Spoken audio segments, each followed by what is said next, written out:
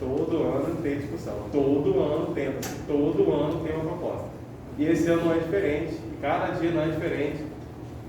Vai ou não vai acabar com esse trabalho, pode ou não pode acabar com esse trabalho. A propósito, todos os senhores aqui sabem ou têm uma pequena noção do que seria justiça do trabalho, por isso que a gente precisa começar a abordar com parte de conceitos.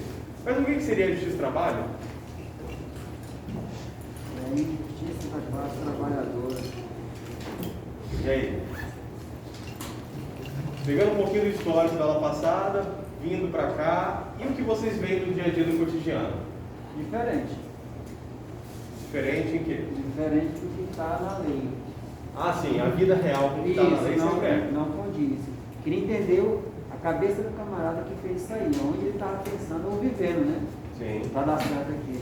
Sim. A não ser que quando ele fez, tinha 70, 80 milhões de habitantes no Brasil na época. Sim. Né? Tinha, né? Sim. Ah, então você. Veja, pegando o histórico do desenvolvimento da justiça do trabalho no Brasil, voltando lá para as composições orais, chegando até uma modernidade, entre aspas, modernidade que nós temos. São fases, são momentos que nós vamos alterando, tanto processualmente como também na própria competência e composição. Ela nem sequer estava, em dados momentos, dentro da Constituição Federal. Eles encontravam lá, como se fosse uma forma de um setor grande de conciliação. E se vocês observarem, muito nós temos aqui de conciliações. Composição, pacificação, composição, conciliação. Eu preciso promover pacificação, efetivação, entrega dos direitos do trabalhador, análise da legislação de forma social. O que vem então a justiça do trabalho a ser? Nada mais. Eu ia falar uma palavra, mas eu não vou falar porque está gravando. Mas, exatamente. Eu vou parar aqui, eu vou pausar. Acordo é bom, é importante, você facilita. O problema é como esses acordos são procedidos, muitas vezes sem respeito ao devido processo legal, muitas vezes sem respeito de fato ao direito material. Eu reconheço a entrega de um direito em sentença, eu liquido esses valores, mas eu dou um desconto pela metade do preço. Isso não é de hoje, isso é ao longo de toda a história desse trabalho, ao longo da história dessa relação processual de trabalho. A justiça do trabalho ela é feita, sim, para as lides trabalhistas. A partir de 2003, a competência ela é somada. Eu não tenho apenas a relação de emprego, que é o que nós tivemos ao longo de várias décadas, mas a relação de emprego e também de trabalho. O direito processual do trabalho, ele tem como meta o quê? Efetivar a relação de direito material. Seja de forma individual, relação de emprego, empresa, trabalhador, empresa, mas também de forma coletiva, meta individual, ou seja, eu tenho uma categoria N de pessoas que trabalham naquela atividade e que vão ser abarcadas. Um exemplo, acordo coletivo, convenções coletivas, sentença normativa. Eu tenho para cada situação uma restrição ao quantitativo de pessoas. Acordo tem relação de empregado daquela empresa com a empresa, convenção eu tenho a categoria, a sentença vai reconhecer a imposição e os próprios direitos reconhecidamente, e aqui coloco também as convenções da OIT, porque muitas convenções foram ratificadas pelo Brasil e, consequentemente, são aplicadas como lei também aqui. Okay? Eu tenho um público, ou melhor, eu não tenho como mensurar, por isso são os direitos transindividuais, meta-individuais, não dá para eu dizer que é essa categoria, não dá para dizer que é essa empresa, não dá para dizer que são esses trabalhadores, na verdade, é toda a coletividade indivisível. É responsabilidade também da Justiça do Trabalho julgar essas demandas. Talvez vocês não vejam porque acontece muito mais essa relação aqui de convenção, de acordo, greve, que são relações coletivas. Mas nós temos decisões, principalmente no TST, que vai ter que analisar, e o próprio STF também faz, mas ele faz isso naturalmente, várias decisões de controle de, entre aspas, concentrado difuso, mas eu tenho decisões do TST reconhecendo direitos puramente trabalhistas a uma série de pessoas que não dá para dividir. Então, o direito processual do trabalho, relações processuais, regras processuais, princípios e instituições. Por que que as instituições? Porque exatamente vai dispor sobre essa estrutura. A Constituição de 88 tem a parte da Justiça do Trabalho ótimo, bem explicadinha, perfeito. Mas eu também tenho dentro da CLT pontos ainda que vão correlacionar com a estrutura das vagas de trabalho, com a estrutura da Justiça do Trabalho. Porque ela previu lá atrás, dentro do ordenamento, ainda no decreto-lei, essa base de estrutura. Então, o funcionamento volta-se lá atrás à responsabilidade da legislação processual? Sim. Muito embora a Constituição venha e já diga, olha, eu tenho competência da Justiça do Trabalho, vai ser estabelecida em relação de trabalho e de emprego. Ótimo. E que tem por finalidade esses pontinhos aqui de destaque: assegurar acesso ao trabalhador, garantir sua dignidade na relação processual, na relação de acesso à justiça do trabalho, dar de forma efetiva a entrega do direito material. Sim, vocês vão observar que muito da própria legislação processual, aonde está tudo isso? Só para esclarecer de antemão. Primeira fonte, a CLT em si, ela reúne processualmente e materialmente. Nós não temos uma codificação do trabalho. Muito se discute para ter, mas tudo se encontra aqui dentro. As alterações também se encontram aqui dentro. E o que acontece? Essa efetivação e as próprias regras, se nós compararmos ao Código de Processo Comum, o Código de Processo Civil, isso lá de 73 e o de 2015, é muito mais flexível, muito mais ágil, muito mais eficiente, porque essa efetivação de direito material está tratando nada mais do que verbo alimentar.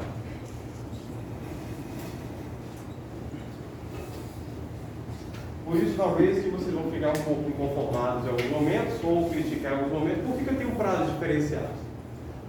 Por que eu tenho uma redução dos atos processuais? Por que toda decisão dada no processo do trabalho não é recorrível? Por quê? Porque, de fato, a tentativa que se tem pelo processo de trabalho é garantir o direito material do trabalhador, que, por consequência, toda discussão deriva de um ilícito. Ou os trabalhadores vão justiça do trabalho porque eles gostam. Vejam só, um exemplo. Não pagamento de salário. Salário deve alimentar? Sim. Com cerveja. Horas extras deve alimentar?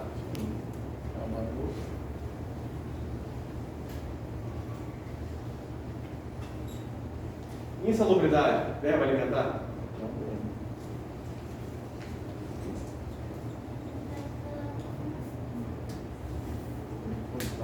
Periculosidade. Direitos de categoria em convenção coletiva, como horas in itinere e afim negociadas a mais do que a CLT prevê. Verbo alimentar. Tem algum pedido que vai para a Justiça do Trabalho, com exceção assédio, dano moral em si, extrapatrimonial, mas que está protegido na legislação do trabalho e que não tenha cunho alimentar? Não.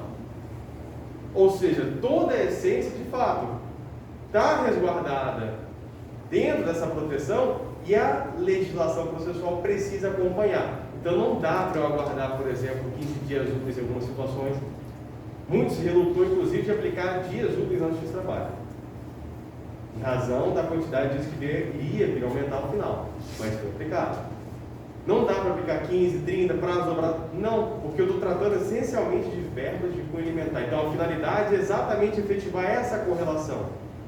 E nós temos um direito que ele está dentro do direito público. Por quê?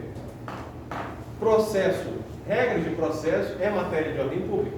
Processo em geral, nós não temos, embora o Código de Processo Civil preveja negócios processuais, algumas legislações já previam anteriormente, isso não desnatura a estrutura de eu ter um ramo de direito público. E que privativamente quem vai legislar é a União. Tá, mas isso seria óbvio, né? A União vai falar sobre isso. Não. Não porque no passado não foi, e não porque nós já tivemos e vamos continuar tendo, porque nossos legisladores muitas vezes não têm conhecimento sobre direito. Nós já tivemos tanto regulação do trabalho material, direito material, por leis municipais, leis estaduais, inclusive durante a pandemia também, e também tentativa de regulação de matéria processual, e que é privativo da União. Ou seja, é redundante destacar isso, senhores, mas matéria de processo, competência, direito público, União, legislar de forma privativa. Tranquilo? No problem? Por favor, só repete esse conceito. Da matéria é da União. Isso. Então, quem legisla, no caso, Só a União. só a União. Só a União. A União tem competência para legislar. Então, por exemplo, se fosse alterar, hipótese simples, prazo. Eu não quero mais 8 dias para recurso ordinário, eu quero agora 15 dias. Tudo bem. A União vai fazer a lei, vai alterar de 8 para 15. O Congresso Nacional se reúne, aprova a lei, sem problema. Ah, eu não quero mais depósito recursal no X trabalho. Faz a lei e altera a CLT. Sem problema. Só ela.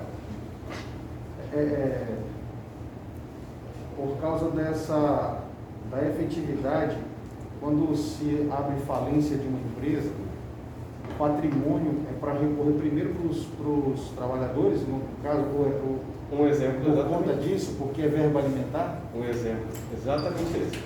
Duas situações interessantes aí. Por quê? A lei de falência de recuperação judicial, ela vai dar prioridade a 2 créditos: trabalhista e tributário. Exatamente. Por quê? Trabalhista, porque é verba alimentar. Ou seja, na verdade, se você pegar créditos em si, eu tenho preferência em verba alimentar. Sempre. Precatório tem verba alimentar, trabalhista e falência tem verba alimentar, pagamento de preferência é verba alimentar. A lei de falência elege, então, trabalhista com verba alimentar. Significa exatamente isso, que todo patrimônio na liquidação vai lá primeiro pagar os credores trabalhistas. Não tem credor trabalhista, vai para o Estado. União, município, Estado, e vai pagando. Por último, tem lá o credor quirografário, o que sobra. Prazo. Prazo para? Tem prazo para esse pagamento? Depende. Se você entrar com recuperação judicial primeiro ou se você for direto para a falência. Se você entrar com recuperação judicial, você vai ter suspensão dos seus débitos durante um período, vai tentar organizar a empresa para que ela não venha falir.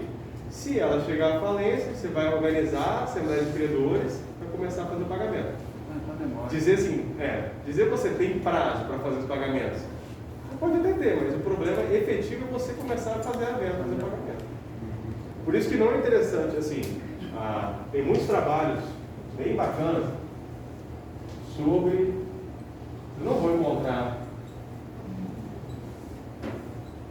essa ideia de princípio, mas tem muita discussão Função social da empresa. Função social da empresa. Função social. Função social da empresa. A empresa tem sua função social? Com certeza. Não é a ideia se, mas o lucro em si, o lucro é o final almejado, mas a empresa tem uma série de consequências aqui. Primeiro, desenvolvimento econômico, produção de atividade, produção de tecnologia, serviços. Exato. Segundo, eu tenho produção de renda, não apenas para o trabalhador, mas para o empresário também. E eu tenho outras relações negociais.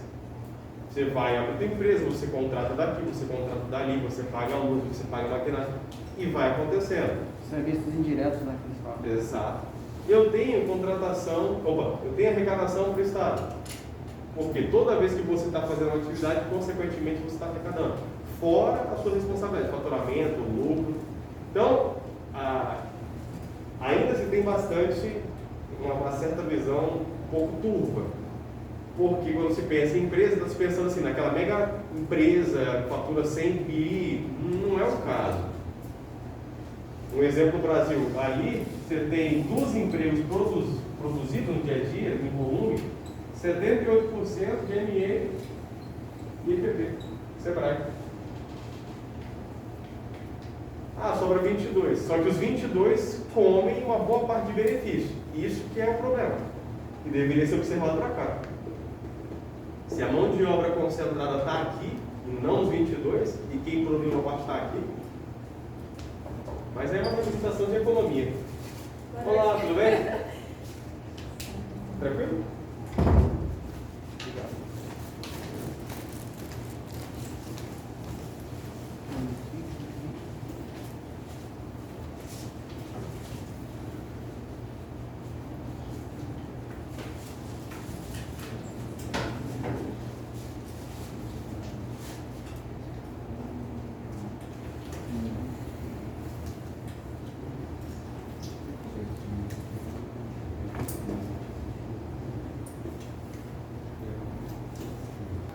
Nos princípios do processo de trabalho, sim, nós vamos naturalmente utilizar os princípios constitucionais do processo, análise colegial do processo, vamos utilizar o princípio, ou os princípios, melhor dizendo, em processo civil, mas nós temos mitigação bastante acentuada aqui no processo de trabalho. Por que nós temos uma mitigação concentrada aqui? Eu tenho na legislação do trabalho um reconhecimento claro de um tratamento de hipossuficiência. A diferença que eu tenho aqui do trabalhador e de outro lado a empresa, de outro lado o judiciário. Primeira situação. Segunda situação. Qual o bem da vida que eu estou questionando aqui na relação processual do trabalho? Alimento. Alimento. Verbo alimentar. Saúde. Verbo alimentar. E aqui fica até uma dica. Se vocês observarem, mas as normas processuais que envolvem uma relação de hipossuficiente somado a verbo alimentar, elas têm tratamento diferenciado e se assemelham muito nos princípios entre umas e outras. Exemplo, lei de alimentos, acesso ao juizado especial, proteção de defesa do consumidor, CLT. O que elas têm em comum aqui? Todas elas estão tratando sobre bens da vida, lógico, uns mais apontados, proteção alimentos, outros menos, sim, mas eu tenho uma pessoa que tecnicamente, economicamente, juridicamente é entendida como hipossuficiente. Isso é absoluto? Não, porque eu tenho trabalhadores que não vão ter totalmente essa hipossuficiência, mas a regra que vai se aplicar é de forma genérica, então eu vou verificar naturalmente de caso a caso. Por essas razões, os princípios que vão instruir o processo de trabalho, se vocês observarem bem, em comum, eles são mais informais, eles mitigam o processo se comparados ao modelo burocrático do processo civil. Simplificar, simplicidade, ser simples nas relações, informalidade, oralidade, subsidiariedade e o exposto não é de celeridade, eu estou dizendo simples, olha, eu preciso de um processo, eu preciso entregar a jurisdição, mas para quem que eu vou dar esse processo e como que eu vou entregar essa jurisdição? Ah, eu vou dar esse processo para uma pessoa que tecnicamente não tem conhecimento, que juridicamente não tem acesso e que de outro lado economicamente não possui recursos. Pode ter? Sim. Pode ser econômico? Sim. Mas não é análise em caso específico, de forma genérica, aberta. O que vai acontecer? Eu tenho uma relação absoluta aqui? Não. Esses princípios vão ser observados com possibilidade de relativização. Simplicidade. Senhores, similar ao que nós temos, só que é de 95, com a lei dos juizados especiais, a Justiça do Trabalho privilegia o acesso do trabalhador, privilegia o acesso do empregador, independentemente de advogado. Por que a justificativa pelo ius postulandi? Porque não tem figura mais clara para dizer duas pessoas que não têm tecnicidade jurídica entrarem em juízo para questionar uma relação processual, cada qual com as suas vozes, e acompanharem até o final e compreenderem cada ato processual, a própria sentença também, não tem algo que tem que ser mais simples do que isso. Cada um vai alegar os seus fatos Cada um vai leva as provas que tiverem. Exatamente. Vai debater ali na frente, o juiz não vai precisar do advogado para ter o debate. Nem um pouco. Ah, mas isso é indicado? Aqui é teoria, tá? Exato. A teoria vai dizer, se você se locomover, a Justiça do Trabalho vai ter um servidor para transformar a termo todas as suas declarações, juntar com seus documentos, colocar no PJE hoje, antigamente no papel, PJE, e vai intimar, vai citar diretamente o empregador. Se o empregador quiser chegar no dia da audiência e fazer os passos dele, sem problema algum. E ambos vão acompanhar até a sentença. E a sentença precisa ser clara, dizendo que, olha, tem direito o trabalhador, ou não tem direito o trabalhador, tem direito o empregador. Foram pagas verbas alimentares. Mais uma vez, o dinheiro aqui é alimento. E as partes aqui são hipossuficientes. Em que sentido? Elas não detêm conhecimento. Então, a simplicidade é dizer, eu preciso ter atos processuais que sejam formas simples, claras, para que as partes que estão na relação não necessitem tecnicamente de apoio, que elas possam apresentar por si só. E dizer que o ius postulante, que é uma exceção, a regra naturalmente é a capacidade postulatória para o advogado, mas que é uma exceção, estar em juízo sem advogado é consagrar a simplicidade. Vocês querem um exemplo interessante? E ao mesmo tempo é uma boa crítica e é uma boa briga processual. Tá, eu entro, o reclamante contrata o advogado. Tá? O trabalhador contrata o advogado. Ele não é obrigado, ele pode muito bem os trabalhos, sem problema algum. Tudo bem. Ele contrata o advogado. A empresa contrata o advogado. Cada qual apresenta inicial, defesa, temos as provas, instrução, procedência ao final, recursos e afim, inicia-se a fase de execução, liquidação dos cálculos. Chegamos ao valor de R$50 mil. Tudo bem. Não apresenta embargo de execução, não tem defesa em si, concorda. O juiz vai mais uma vez fazer o quê? Chama para fazer acordo. Olha, vamos fazer acordo? Não apenas na Semana Nacional de Conciliação, não, vamos fazer acordo sim, vamos, decidir uma pauta, 15 dias, bom. Autor e réu comparecem. Autor e réu fazem acordo. O réu começa a pagar lá R$30 mil para o autor. O advogado depois descobre que o autor fez o acordo. Pergunta, o acordo é nulo? Não. Por quê? Mas não foi a vontade do próprio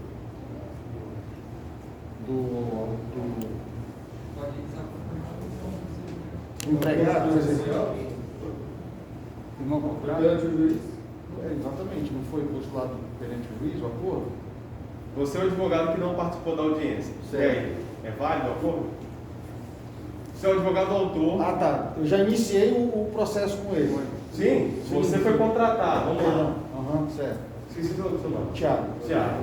Enio. O N é advogado da empresa, você é advogado do autor. Certo. No final, a empresa, lá na execução, faz o acordo com o autor. Na audiência, vocês dois não comparecem.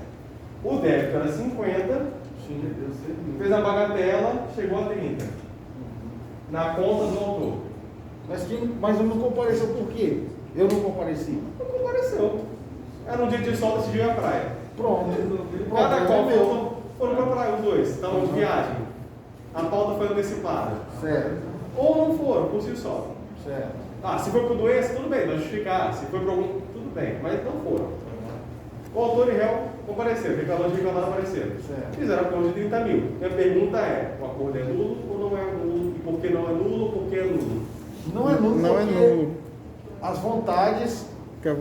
Foi a vontade do trabalhador. Aí agora vai ser da parte do trabalhador de pagar o honorário do advogado. É porque na Justiça do Trabalho não precisa ser representado pelo advogado.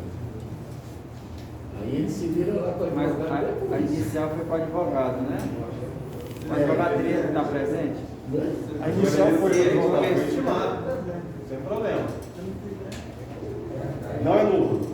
Não é nulo. Não é nulo. O advogado vai meter um processo. Queria que fosse seria bom.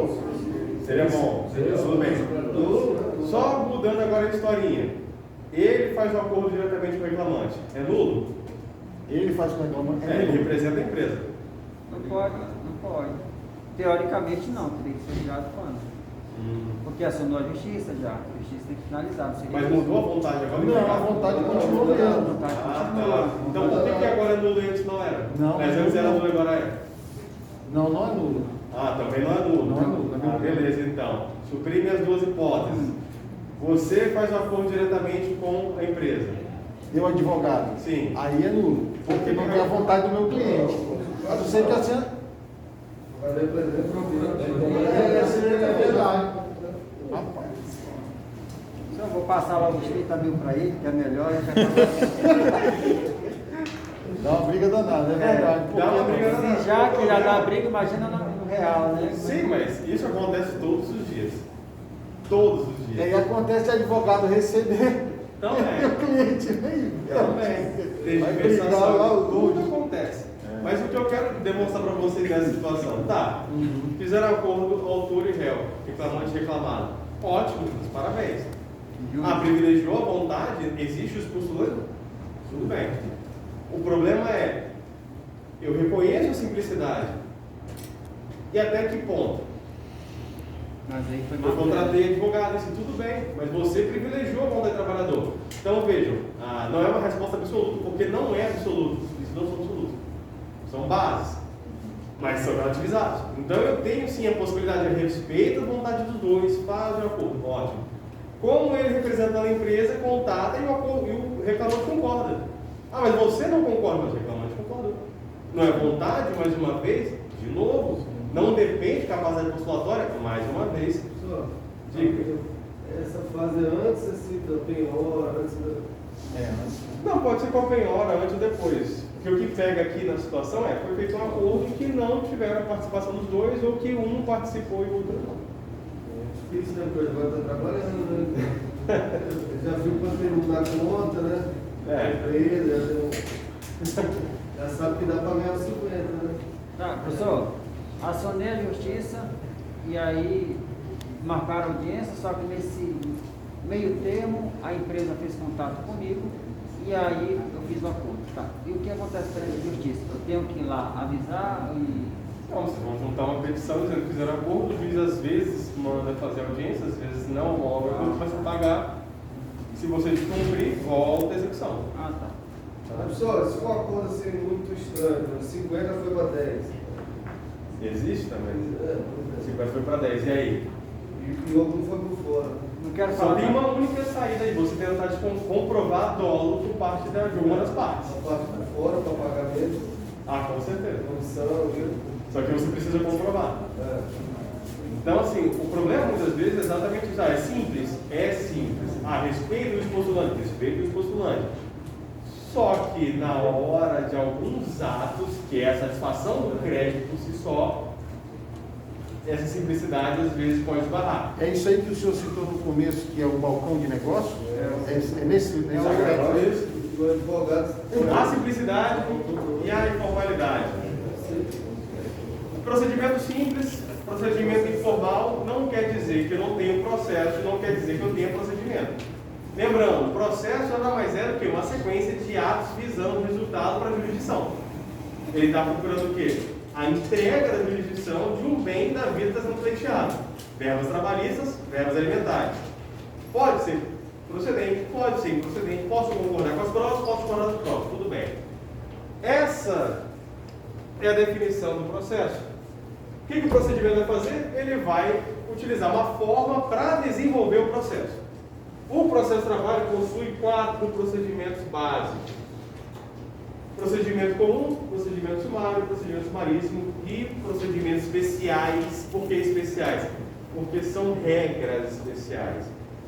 Um exemplo aqui, questões de dissídio coletivo, apuração de falta grave e tantas outras. Mas é de forma especial porque é feito apenas para aquilo ali, só, nada além. O que eu quero dizer? Esses 4 procedimentos, diferentemente lá do processo civil, do procedimento comum que nós temos lá, do procedimento especial que temos lá, eu também tenho regras, só que elas vão ser utilizadas de maneira o quê? Informal. Mais uma vez, a informalidade aqui não é absoluta, não quer dizer que o processo vai ser levado à torta e direito. Não.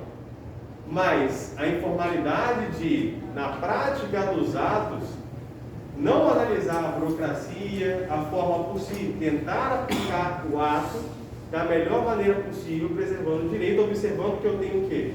O trabalhador que precisa ter a jurisdição entregue. Então, informal não é ser desleixado, entregar por si só. Não, tem 4 procedimentos. Eles vão buscar o resultado, mas utilizando os atos de maneira a entregar para o trabalhador.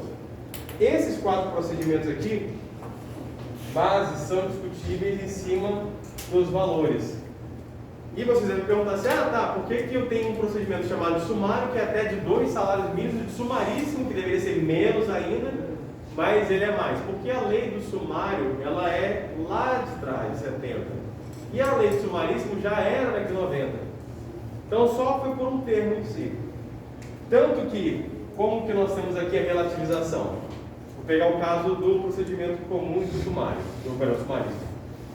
No sumaríssimo, eu tenho problemas com prova pericial, porque a ideia é ser algo mais simples.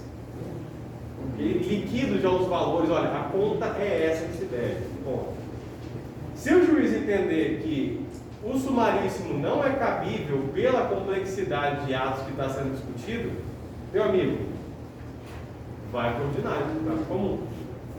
Sem problema algum. Mas poderia ser mais. Não vai. Eu também não posso fulminar o processo e no final gerar uma nulidade e ninguém recebeu nada, tive um custo muito maior que foi o tempo de todos. Tranquilo? O processo se anula na passagem lá para o sumário ou não? O processo, nesse caso, ele anularia e começava tudo de novo para o sumário? Na prática, ele vai converter. Teoricamente, ele deveria extinguir e ajuizar uma nova sobre o procedimento ordinário. Certo. Na prática, por quê? Ele vai utilizar exatamente a informalidade. Vai chegar, por exemplo, de duas uma, ou na inicial, ou então depois da defesa, ou na própria audiência. Ao invés do juiz começar o processo novamente, para ter que chamar as partes, para ter que marcar pauta, receber defesa, ele já tem inicial, tem a defesa, marcou a pauta. Em audiência, converte procedimento sumaríssimo para procedimento ordinário. Marca nova audiência para oitiva de testemunhas, marca audiência para oitiva de peritos, produção de laudo pericial e por aí vai. Só o prazo que vai dilatar, no caso. Os prazos, né? O prazo de produção de prova e enquanto pedido também. Você tem uma dilatação no procedimento comum. O que no sumaríssimo não seria, ele é estreito, é só aquilo. Tranquilo?